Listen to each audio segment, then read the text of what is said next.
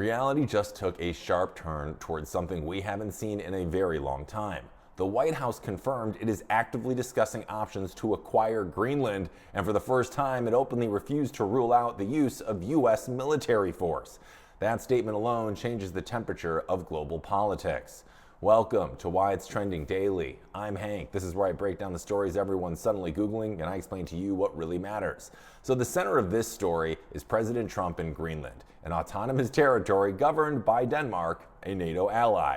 And that's where this stops being abstract. Because when a NATO country hears another NATO country publicly float military options over its territory, this isn't a policy disagreement anymore, it's a stress test. Now, the administration's justification is national security. They're pointing to Arctic dominance, access to critical minerals, and the growing presence of Russia and China in the region. Now, Trump has said Greenland is crawling with adversarial ships and that the U.S. needs to act before someone else does. But here's the first crack in that logic. The United States already has a major military base in Greenland, and Greenland is not surrounded by foreign fleets. Okay. Now, this raises a different question, however. Not can the U.S. secure Greenland, but why the pressure needs to look like this. And this is where the precedent issue comes in. Because once the White House made this public, Europe reacted immediately. 6 NATO countries, including France, Germany, and the UK, issued a joint statement backing Denmark and saying Greenland belongs to its people and its borders are not negotiable. This kind of unified pushback against the United States is rare. It's not just disagreement. In fact, it's an alarm. Then the messaging fractured a little bit. You see, Secretary of State Marco Rubio told lawmakers the president wants to buy Greenland, not invade it. But almost simultaneously, the White House refused to rule out military action.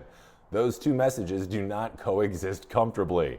Buying territory implies consent. Refusing to rule out force implies leverage. And leverage is where the precedent starts to matter here. Now, let's widen the lens here for just a second. Just days earlier, U.S. forces seized Venezuela's leader, Nicolas Maduro, in an operation, unlike Greenland, was quietly welcomed by many Venezuelans who saw him as being illegitimate. That case is morally and politically complicated. A population suffering under authoritarian rule, a leader clinging to power, and a foreign intervention that many citizens openly supported. So, yes, it's possible for intervention to be welcomed. But that's also where international rules exist for a reason. Because once you normalize the idea that a powerful country can pressure, seize, or acquire territory based on its own assessment of legitimacy or security, every other power starts making those same calculations. If the US can talk this way about Greenland, what stops China from doing the same with Taiwan? What stops Russia from reframing Ukraine again? What stops regional powers from deciding borders are optional if the justification sounds good enough? This is the dangerous precedent here. Not because Greenland is about to be invaded tomorrow, I mean, maybe, but because the language has changed. For decades, territorial integrity has been one of the few global norms that everyone pretends to agree on, even when they violate it quietly.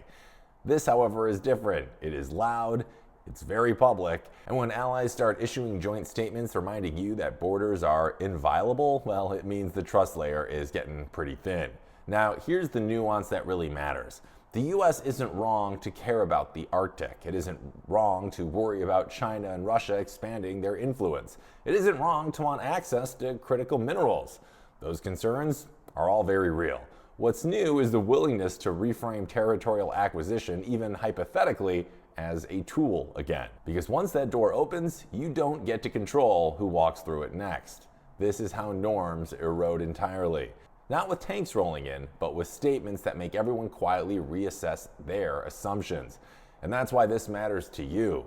Markets depend on stability, alliances depend on predictability, and global security depends on the idea that powerful countries don't casually test borders just to see what happens. Even talking about it changes people's behaviors.